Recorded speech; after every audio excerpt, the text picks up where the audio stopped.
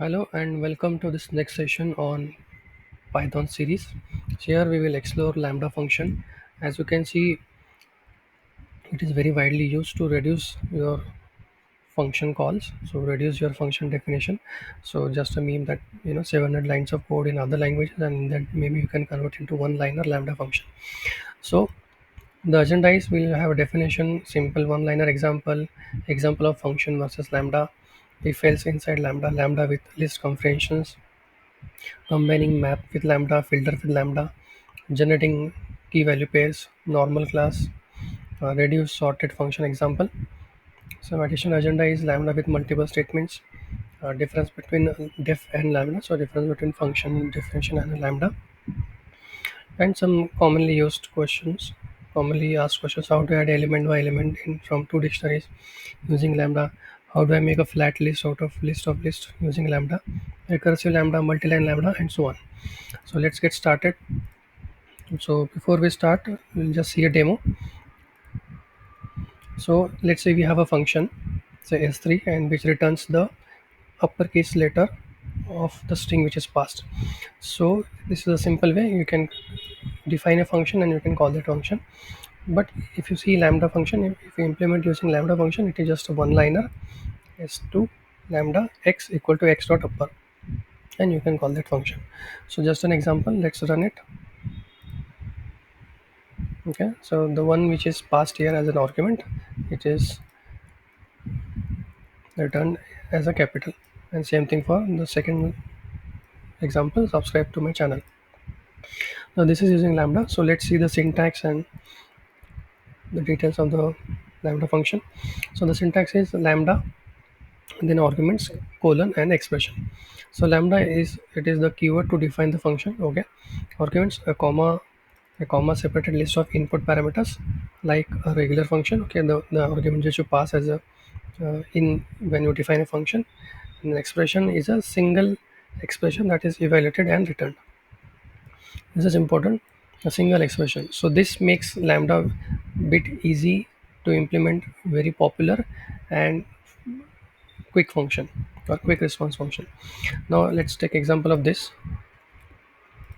Say I have a function which will say it will return if the value which I'm passing is either even or not. So if I want to do traditional way, I can have a if else, and then I have to write a function using def and pass parameters and have it to have return statement. So this is simple, but it is time consuming sometimes. Instead of that, I can come up with a simple one line lambda function.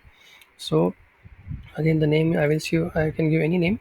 So the name of the function equal to lambda x colon true if x percentile 2 is equal to 0. So same condition I'm applying here. But if you see the compactness and the simplicity when we define lambda function, that makes it more and more attractive. So let me just comment this out, and we'll just run this lambda function. Right, so I'm passing an odd number, so it is false. Let's say I'm passing one even number and run it again, so it's an even number, that is 2. Okay, so the one liner approach is what makes lambda very popular. Again, a little complicated example. Say I have a function named calculate1, and it is basically doing some custom operation. So let's say this is one condition, then return something, then else part, and again in else part there are two conditions which will return, so three return statements. So technically no issues, but again implementing this, formally writing this is time consuming. Hence there is a lambda approach here. Okay, so calculate one, so lambda, okay, this keyword, then the arguments, colon, and the expression. So this expression is bit compact, and once you practice it, it will be more comfortable to understand and read. Same thing is, it will return something if x is less than 2. So this logic is satisfied. Else part, so this is else part. Again it will return x square if x is less than 4, and else part. So this condition is getting satisfied also. So this is example of having if else inside the lambda. Let's just run it, and for the value 3 it will print 9 because it is not less than 2. Okay, it is less than 4, so it will return the square of the value which is passed. Okay, now again another example.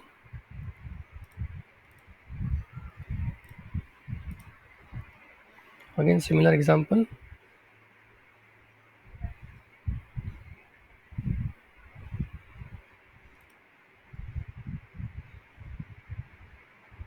Hmm. Okay, similar example, so let's skip it. Now lambda with list comprehension. So whenever we are dealing with lists, then how can we use lambda functions to uh, make our life easy, make programming easy and quick.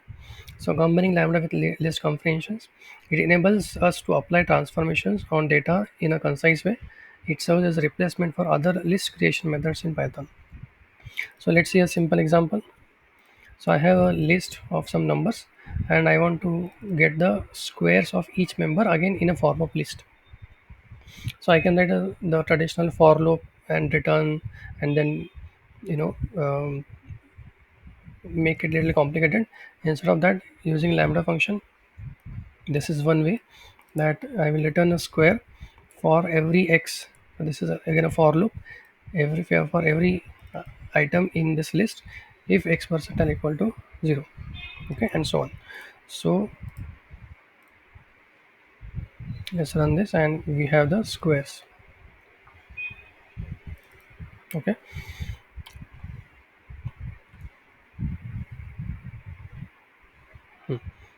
now let's proceed. So combining map and lambda function. So map is also one function which is used very widely in lambda, in core Python programming. So I can generate a map of the list which is given, and I can have. So basically, what I'm doing here in this example, I'm just adding the, the number with 3, or you can do any other mathematical operation. So I will get a new list which will have every element value increased by 3. Okay, so 5 members, again 5 members, and every element value is increased by 3 as compared to original. So that's using map function.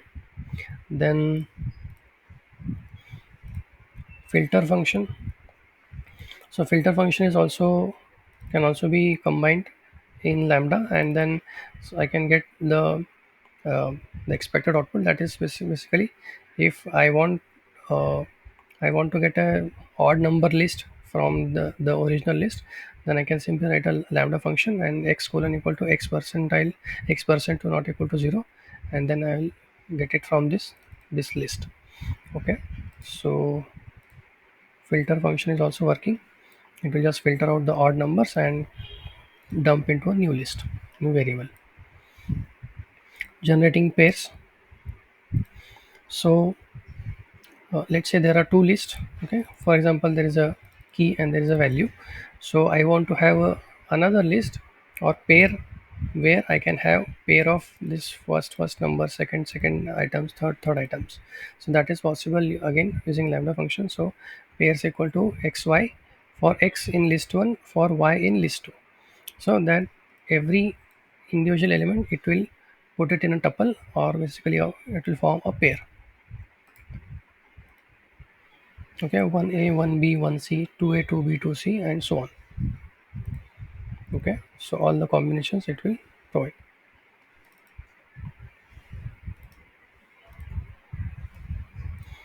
Okay, reduce function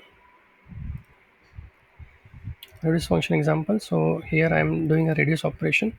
uh, so for that I need to import this from the functional tools. So let's say I have a list of say 5 numbers, so I want to reduce it using the reduce function. So let's see the output. Okay, so what I'm doing here is I am basically multiplying those two numbers.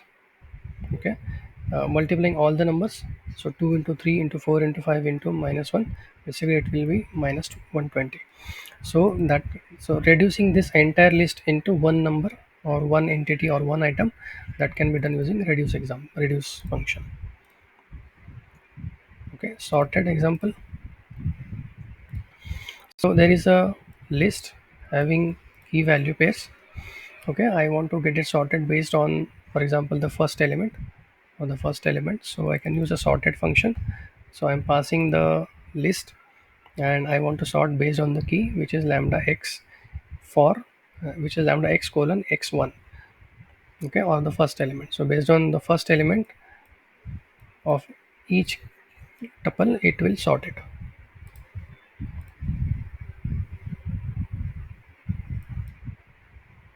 Okay, so it has sorted 1.1 apple, then 3 banana and 2 orange.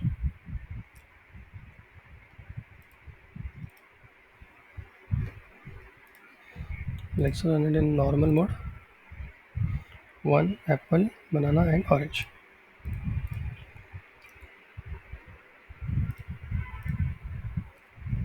Okay, lambda with multiple statements. So for, till now we have seen one liner or one statement in lambda function, but say for example we want to have multiple statements, so that can also be possible. So this is one function I'm writing, which is a lambda function. The arguments, so far we have seen one argument, but now so far we have seen, for example, say only one argument. Here we can have two arguments. So what operation we want to do on each argument is basically we want to return uh, four mathematical operations on these two arguments in in this calcu variable. Okay, so then I'm calling this lambda function with some values, for example 3 comma 4. So it will say it will return 3 plus 4, 3 minus 4, 3 into 4, 3 by 4, and it will dump it in the result, and then that we are printing. Okay, so the result is going to be one tuple. You see this bracket, the result is going to be one tuple. So addition, subtraction, multiplication, division, the full value it is written. Okay, so now let's say difference between def and lambda, because normally we define a function using def, and now we have seen lambda. So let's see the difference. So def basically a regular function and lambda function. So a regular function uses def keyword and it is using a lambda keyword. Okay, return is required in a regular function. Here return is not required because most of the time it is one liner function, lambda function. A return element will be Python data type, any data type, for example, string or integer or whatever. Here the return element will be a function object. Okay, this is important. It will be an object, and here it will be a data type. Then execution time is slower because you have to define the function, call the function, and then pass on the arguments, and then it will return. Okay, so that instead of that we can make it faster using lambda function, because it is simply one liner function, almost similar processing, but the overall execution time is faster. Okay, that is why lambda is a bit faster.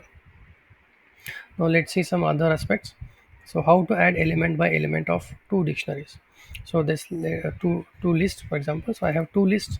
Okay, what I want to add is I want to add individual index numbers, and then finally I want to have one more list. So that is possible using lambda function. So I'm using map here, map function with lambda function. So lambda function, I have two arguments. I will simply say add these two numbers. From where I need to add it from two lists, and then it will dump it into a map, which it will format as a map, and then I will print it. But remember, I will print it as a list. Okay, so I will return. So list will have three elements. One is this addition, this addition, this addition. So 579, it will return.